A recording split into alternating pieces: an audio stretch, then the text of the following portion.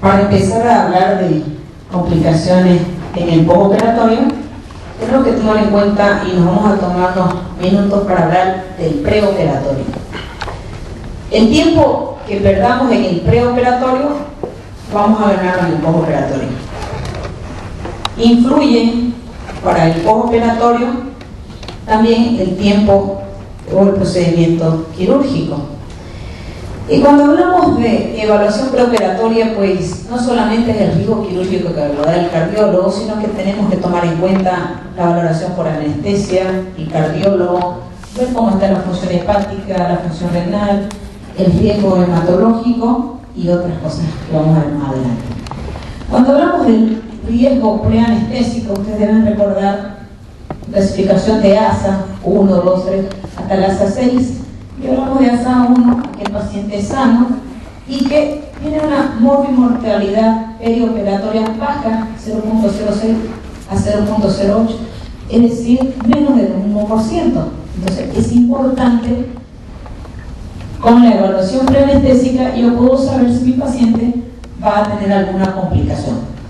Y fíjense que el ASA 5 es aquel paciente moribundo que no se espera que sobreviva la operación y por lo tanto, fíjense que se espera que se complique en casi el 50%. Y hablamos del ASA 5, aquel paciente que tiene muerte cerebral, ¿no es cierto? Y que puede ser aquel paciente que puede llevar a órgano.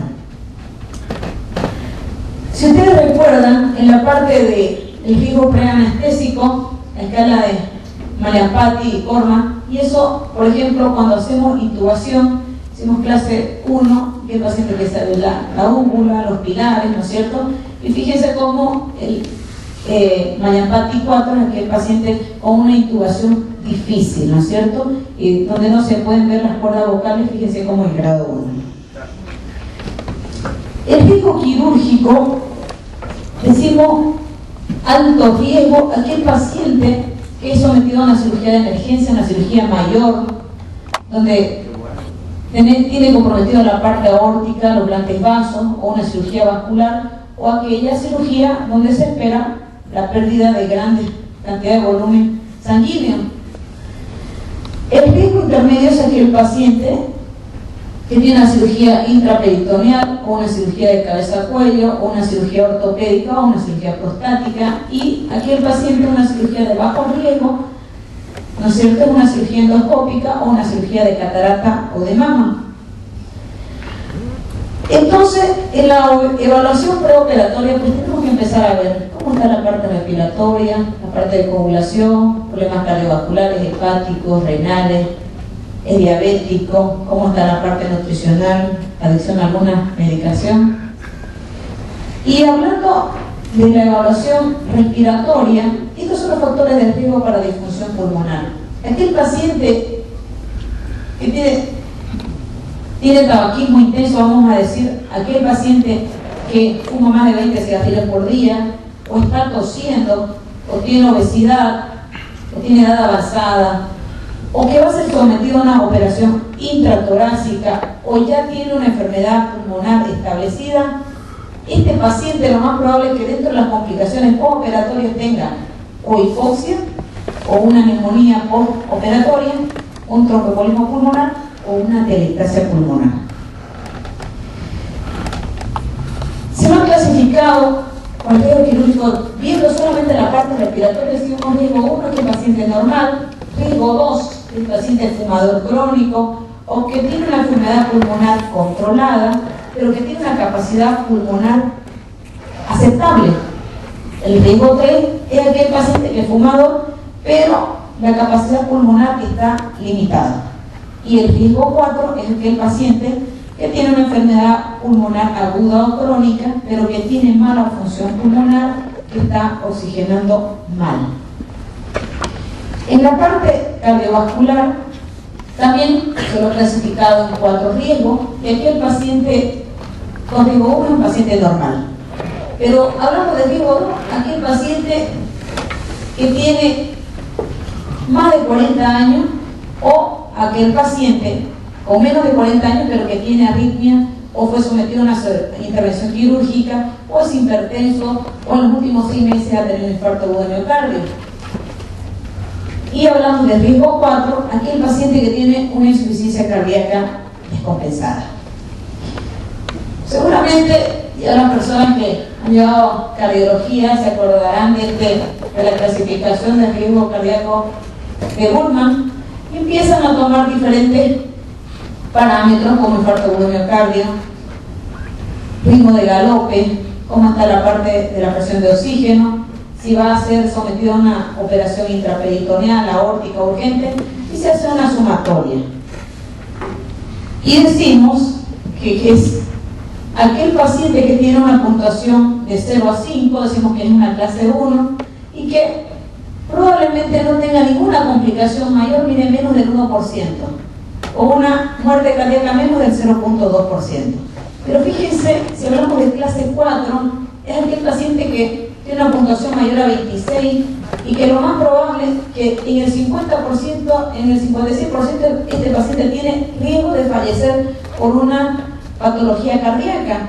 Y si nosotros ponemos a mirar, fíjense, si mi paciente tiene menor de 70 años, tiene 5, pero ¿qué les parece si tiene extracístoles ventriculares? Le sumamos, vamos 12, y que se va a ser sometido a una cirugía intraperitoneal, ahí ya tenemos 15. Entonces, es alto, ¿no es cierto? Entonces este paciente sería clase 3 y por lo tanto tiene 2% de probabilidades de una muerte cardíaca durante el procedimiento. La parte hepática también es algo que se debe tomar en cuenta, porque si ustedes recuerdan, el hígado participa no solamente en la parte de producir proteínas, hormonas, factores de coagulación. Entonces, aquí también se lo han clasificado en 4 riesgos. Riesgo 1, aquel paciente normal. Riesgo 2, A, riesgo 3, CHIL-D, y riesgo 4, CHIL-C, que toma en cuenta la escala de Chiffon. Si el paciente tiene ascitis, los valores de bilirrubina, albúmina, el tiempo de protrombina, si el paciente está con algún grado de encefalopatía, y aquí fíjense que nos va dando el porcentaje de sobrevida al próximo año. La parte renal juega un papel importante porque recordemos, uno, la parte del metabolismo o la parte de excreción de los medicamentos, sobre todo la parte anestésica. Decimos riesgo 1, aquel paciente que tiene una función renal normal. Riesgo 2, un clearance de creatinina entre 40 y 60. Riesgo 3, entre 20 y 40. Y un riesgo 4, con un clearance de creatinina menor a 20. En la parte hematológica, riesgo 1, aquel paciente normal. Riesgo 2, con una hemoglobina o metacrito menor al 20%, un tiempo de protrombina entre 60 y 70%.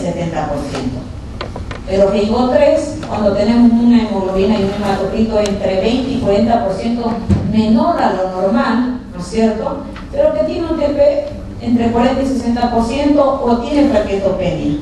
Y riesgo 4, con un tiempo de protrombina menor a 40. En la parte endocrino-metabólica, aquí por ejemplo tome en cuenta la parte de diabetes sobre todo, pero podemos tomar en cuenta otras patologías, hipotiroidismo, hipertiroidismo, ¿no es cierto? Y decimos riesgo 1, paciente normal, riesgo 2, un paciente ligeramente descompensado, riesgo 3 es aquel paciente descompensado que utiliza insulina, y riesgo 4 es un paciente severamente descompensado.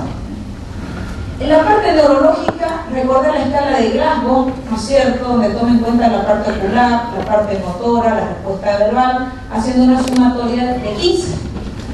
Y decimos, riesgo 1, paciente con Glasgow de 15, riesgo 2 entre 11 y 13, riesgo 3 de 9 a 11, y una escala de Glasgow menor a 9, hablamos de un riesgo 4, hablando de la parte neurológica.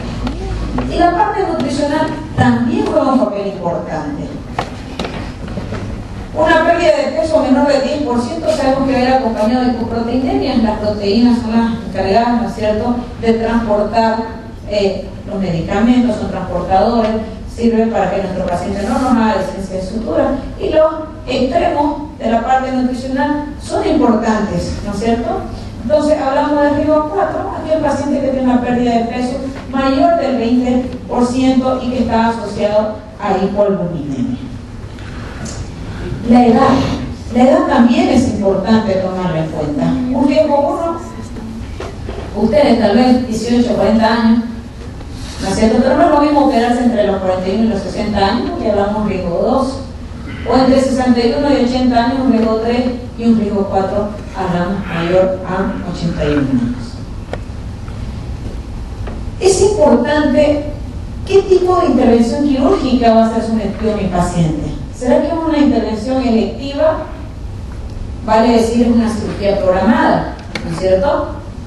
O una cirugía de urgencia, una apendicitis, por ejemplo, será un riesgo 2. O riesgo 3, una operación inmediata o de muerte, por ejemplo, un trauma abdominal cerrado, ¿no es cierto? Entonces, esa, por ejemplo, es una cirugía de emergencia con riesgo de vida. Entonces, nos empezamos a preguntar, ¿por qué le vamos a pedir al paciente que va a ser sometido? Entonces, todo el mundo empieza a pedir un montón de cosas. Y esto es lo más básico. El hemograma se le debe pedir a todos los pacientes, sobre todo a las mujeres en edad fértil y sobre todo a los pacientes que van a ser sometidos a una cirugía potencialmente hemorrágica.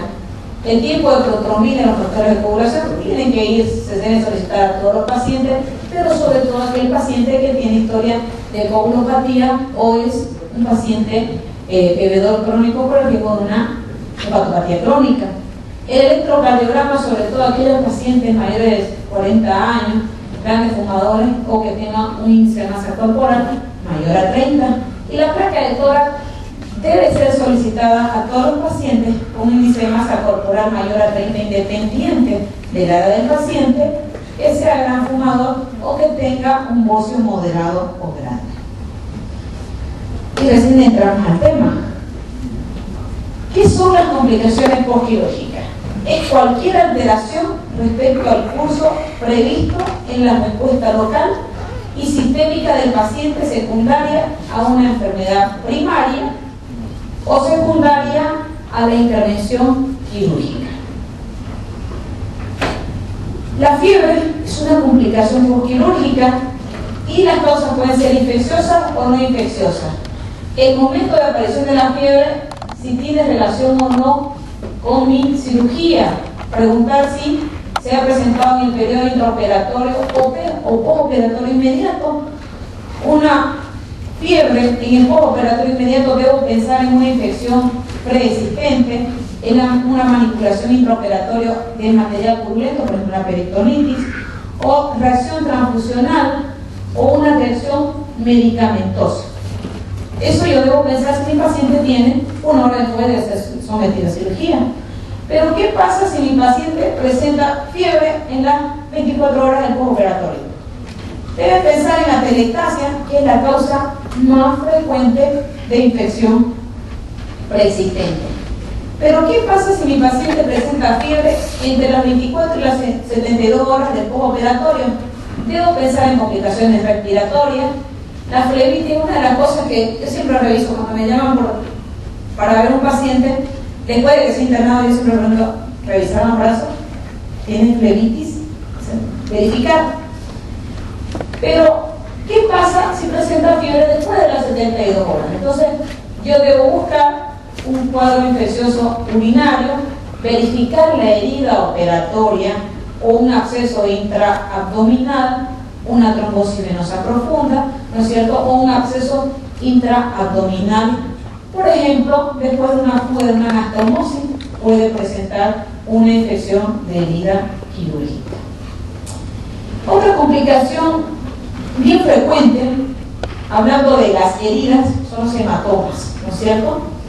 Y es un hematoma la formación que aparece a nivel de la herida quirúrgica, ¿no es cierto? Generalmente se ve aumentada la presencia de un hematoma cuando tenemos una disección subcutánea o falta de aproximación de los tejidos. Los hematomas significativos dentro de las 24 a 48 horas después de la intervención deben ser evacuados en condiciones estériles, retirando, ¿no es cierto?, algunos puntos de sutura puede causar dolor, ¿no es cierto?, y puede sobreinfectarse. Otra complicación de la herida operatoria son los seromas. Son colecciones linfáticas que se desarrollan con mayor frecuencia en abordajes quirúrgicos que incluyen disección en áreas próximas a los territorios linfáticos, vale decir, región inguinal, ¿no es cierto?, las mastectomías, ¿no? Aquí hay una, por ejemplo, aquí hay la presencia de un seroma. Pueden ser tratados con una punción aspirativa bajo condiciones estériles. Si mi paciente ya está con una infección de la herida, no por eso yo voy a manipular al paciente, ¿no es cierto?, con las manos sin lavarme o no utilizando guantes estériles. Eso se tiene que tomar en cuenta. Si esto no sucede, si no se resuelve el problema, podemos utilizar catéteres de drenaje que vamos a ver un poquito más adelante. La infección de la herida es la segunda causa de infección en los servicios quirúrgicos, ¿no es cierto? Es por eso que las infecciones asociadas al sitio quirúrgico son parámetros que se toman en cuenta para lo que es la vigilancia de las infecciones intrahospitalarias. La probabilidad de infección de herida es la causa de infección que llega hasta un 20% cuando hablamos de cirugía de colon. La profilaxis antibiótica es importante para evitar las infecciones de la herida operatoria. Y el uso de los antibióticos va a depender de qué tipo de cirugía yo estoy haciendo. No puedo dar, digamos, una cefalosporina, más un aminoglucósido, más un metronidazol, cuando por ejemplo es una hernia, por ejemplo, que es una cirugía limpia, ¿no? Entonces, eso es importante tomar en cuenta. Fíjense que esto, hablando de infección de la herida operatoria, fíjense que aquí están las recomendaciones. Por ejemplo, si es una cirugía limpia, decimos que no hay contacto con tubo respiratorio, ni tubo digestivo, ni genitourinario, no es traumática, no necesitaría, algunos autores dicen que no necesitaríamos profilaxis antibiótica. Pero una cirugía limpia contaminada es aquella que se abre el tubo digestivo, respiratorio, genitourinario, pero no hay salida de material. Por lo tanto, sugieren hacer profilaxis antibiótica. Una cirugía contaminada, hay salida de contenido en tubo digestivo, puede ser una cirugía biliar, pero hay una bilis infectada, o una cirugía genitourinaria, pero tiene orina infectada, ahí tenemos que usar antibióticos. Y una cirugía sucia es aquella que tiene salida de pus o de heces, por lo tanto, necesitamos hacerle una cobertura con antibiótico de triple esquema. Otra complicación, hablando de herida, es la dehiscencia de la sutura, ¿no es cierto?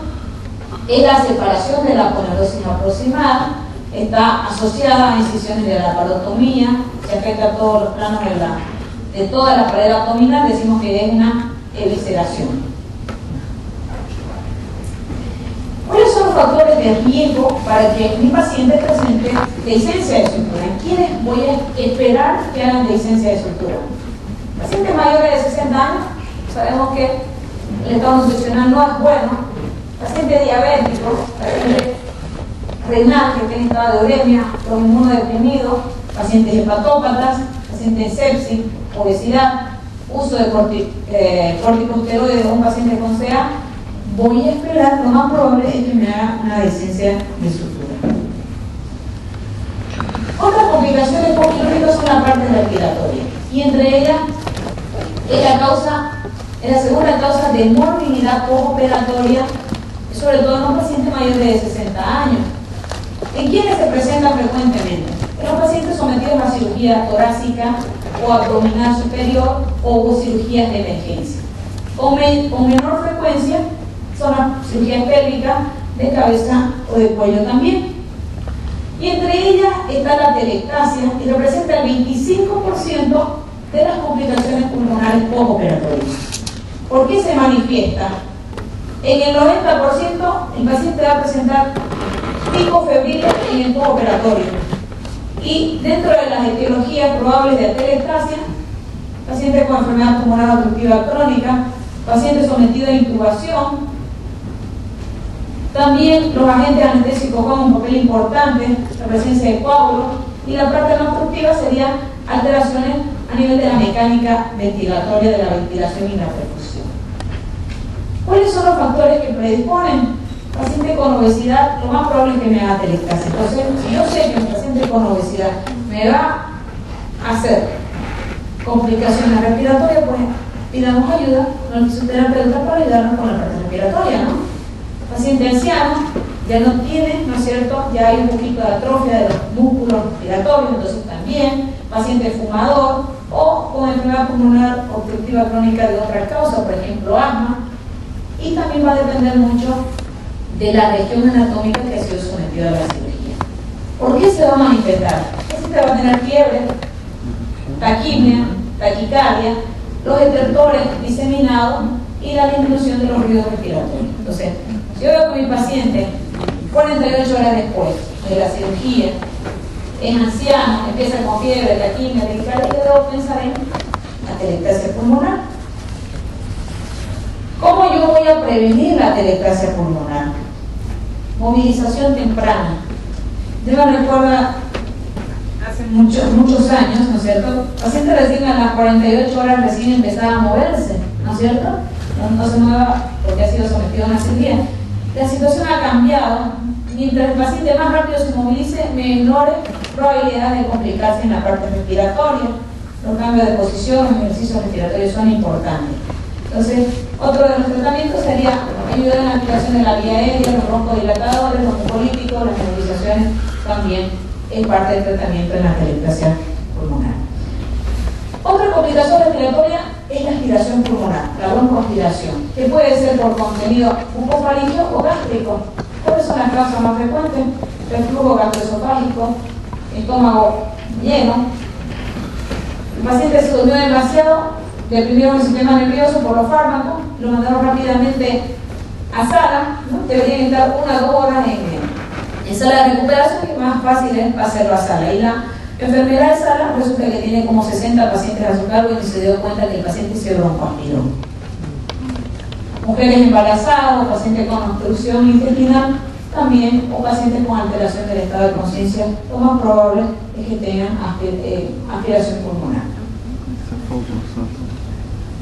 ¿Cómo vamos a prevenir? Ayuno preoperatorio. Es importante decirle al paciente. Hay muchos pacientes que nos mienten y dicen, ¿está considerado de ayuno? Sí, y estaba acabando de comerse una empanada con refresco antes de subir a internarse. Entonces tienen que decirle al paciente, explicarle la importancia de que digan la verdad, porque si usted dice que no, que no comió y sí comió, usted se va a complicar. Entonces explicarle la importancia. La posición del paciente, la intubación intratraqueal cuidadosa, los procinéticos, los peridonas, metoclopramida pueden ayudar. El tratamiento de la aspiración traqueal, confirmar el diagnóstico, estimular la tos, broncoscopía para eliminar el material sólido, pueden utilizar hidrocortisona, el uso de antibióticos es importante y los líquidos parenterales. Otra complicación muy frecuente es la neumonía postoperatoria. Es la más común, ¿no es cierto? Usualmente los genes más frecuentes son los gram negativos y tienen una mortalidad alta, 20 a 40%. ¿Cuáles son los factores predisponentes? Atelectasia pulmonar, aspiración, aumento de las secreciones y, ¿no es cierto?, y el apoyo ventilatorio prolongado. ¿Cuáles son las manifestaciones clínicas? De igual manera, fiebre, taquipnea, aumento de las secreciones y hacemos una radiografía donde vamos a encontrar una imagen de condensación pulmonar. ¿Qué debo hacer para prevenir la neumonía? Aspirar las secreciones, ejercicio respiratorio, la movilización, ¿no? Y se puede utilizar expectorantes y algunos antibióticos. El derrame pleural también es una complicación respiratoria en el postoperatorio y no es más que la acúmula normal de un exceso de líquido que se queda en la cavidad torácica debido a un desequilibrio entre la formación y la remoción de líquido. La causa son las enfermedades de la pleura, alteraciones extrapulmonares, por ejemplo, una insuficiencia cardíaca, el paciente tiene insuficiencia cardíaca y el exceso de líquido en demasiada cantidad puede hacer derrame. El paciente es renal, está anúrico, probablemente termine en derrame pleural o es hepático, el paciente está con ascitis, le pongo grandes cantidades de líquido, o tiene una pancreatitis. Entonces la pancreatitis lo más probable es que inicialmente me haga un derrame pleural inicialmente del lado izquierdo, a diferencia de la insuficiencia cardíaca que empieza con un derrame pleural derecho y posteriormente será bilateral. Enfermedades sistémicas como el lupus eritematoso sistémico, ¿no es cierto? La artritis reumatoide también pueden cursar en el postoperatorio con un derrame pleural. Y obviamente que las neoplasias también pueden ir acompañadas. ¿Cómo se va a manifestar clínicamente? Dolor pleurítico o dolor torácico durante la inspiración, sensación de falta de aire, taquipnea, disminución del murmullo vesicular, frémito, expansibilidad torácica disminuida y matidez a la percusión, ¿no es cierto? Tenemos la famosa diagramosia, fíjense que borramiento del seno postdiafragmático del lado derecho y hay un poquito de desvío, ¿no es cierto?, hacia el lado contralateral. ¿Cuál es el tratamiento? Una toracocentesis, ¿no?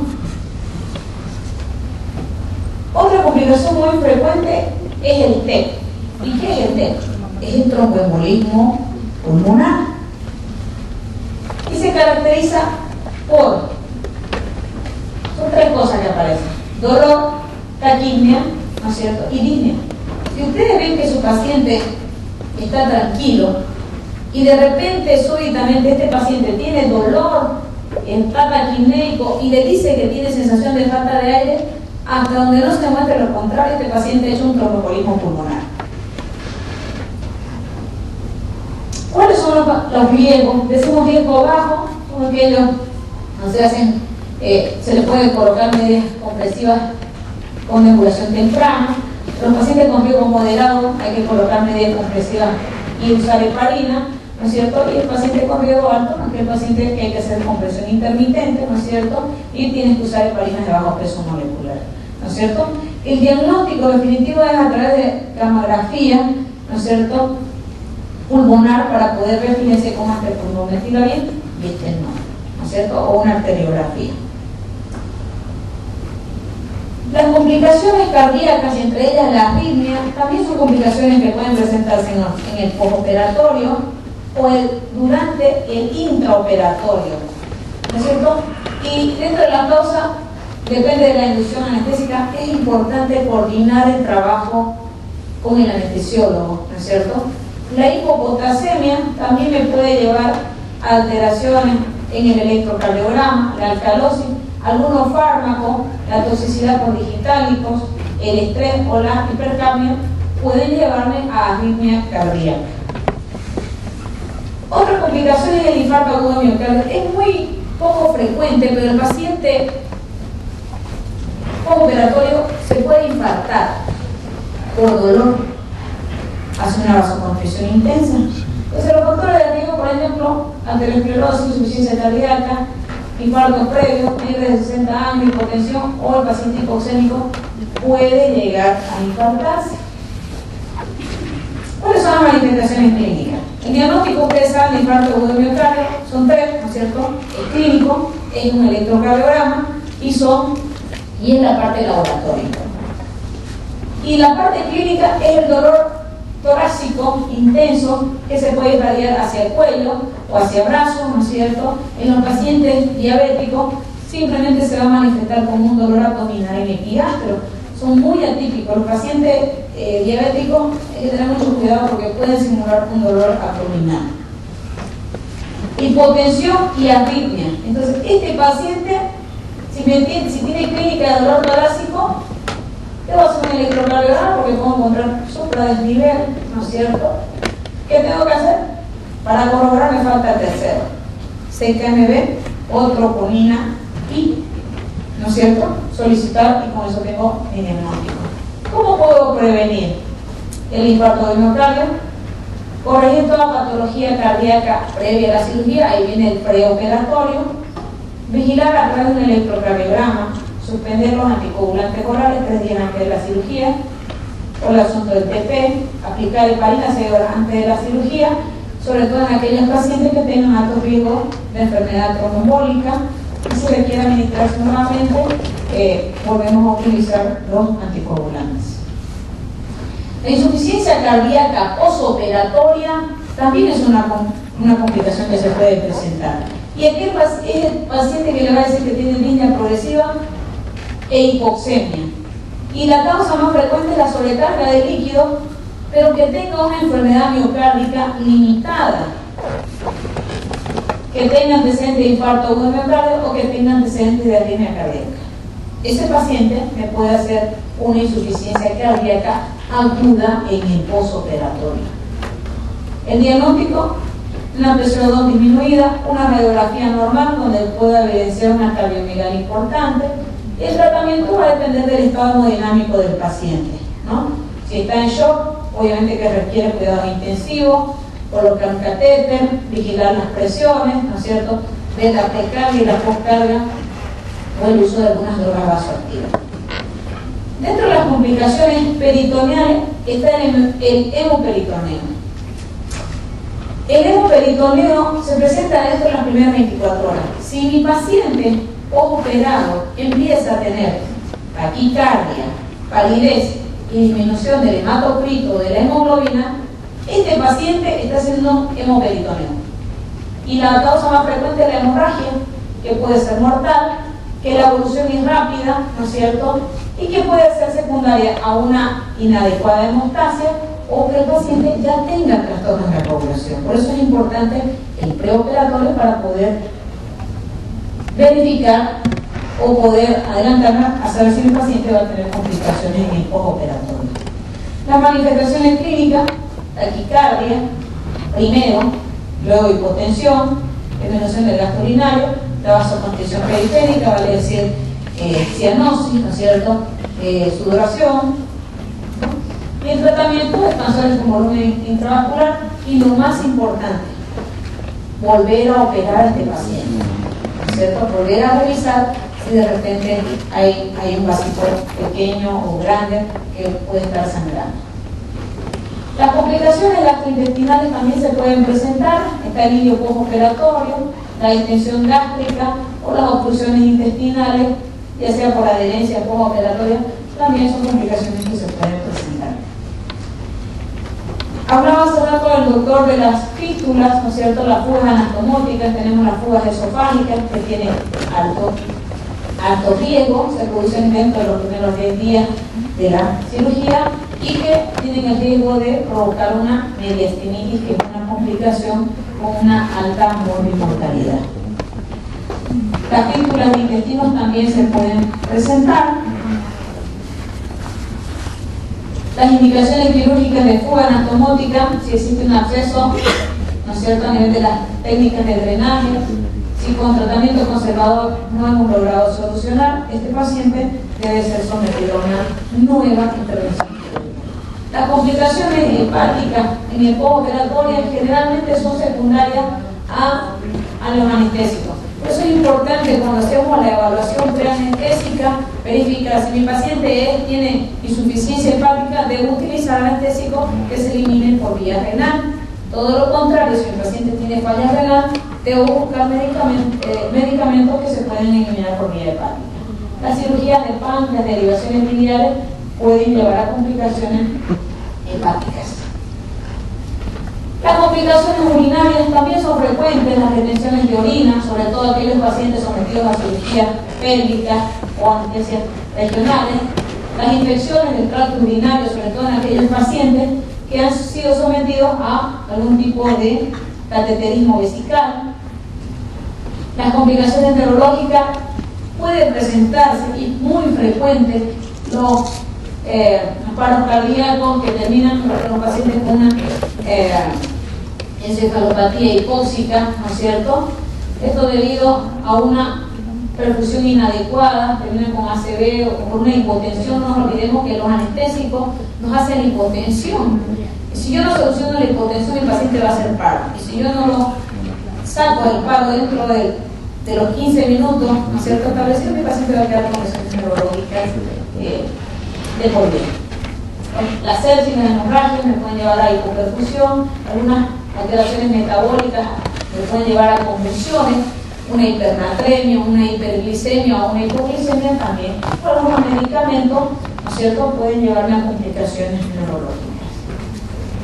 Los drenajes los vamos a clasificar en profilácticos y terapéuticos, ¿no es cierto? Los profilácticos para evitar la acumulación de material líquido y para favorecer la obliteración del espacio muerto, generalmente lo utilizan en la osmosis, en unión o en el lecho, y los terapéuticos para facilitar la salida de líquido, por ejemplo, en los abscesos, en los pseudoquistes o en los lechos coroentos.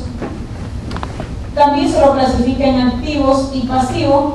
Los pasivos actúan por un gradiente de presión y los activos generan un gradiente abierto o cerrado. Y dentro de los drenajes de uso actual, como los Penrose, los tubulares, ¿no es cierto? Este es el famoso Penrose. Algunos tubulares, estos son los aspirativos, ¿no es cierto? Doble o de triple o cerrado portátil, cerrado portátil valvular, de diferentes tipos.